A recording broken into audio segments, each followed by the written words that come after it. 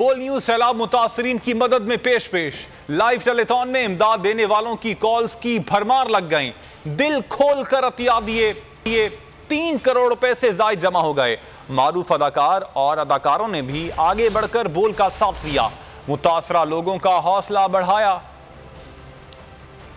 हमारे बच्चे पानी में डूबे हुए हैं, किनारों पे बेयारो मददगार खुले आसमान तले हैं, इनके लिए खैमे चाहिए, खाना चाहिए, कपड़े चाहिए, अद्वियात चाहिए। अवाम के पसंदीदा चैनल की अवाम के लिए एक और काविश, मुल्क की तारीख की सबसे बड़ी टेलीथॉन जो है 10 लाख रुपए हम डोनेट करेंगे। आपकी टीम बहुत अच्छा काम कर रही है, बहुत शुक्रिया। सैलाब ज़दगान की परेशानी में बोल ने उठा लिया बेड़ा, ना जाली कॉल्स ना झूठे अतियात और जमा किए 3 करोड़ 10 लाख से जायद। हमारे पास 3 करोड़ 10 लाख रुपए इस 2 घंटे में आप लोगों के साथ मिलकर हमने जमा किए हैं। आप लोग इसी तरह से काम करते रहें, हम आपको फिर ज़हमत देंगे। बोल हमेशा बनता रहा है अवाम की आवाज और निभाता रहेगा इसी तरह अपनी जिम्मेदारी। बोल एक बार फिर नंबर 1।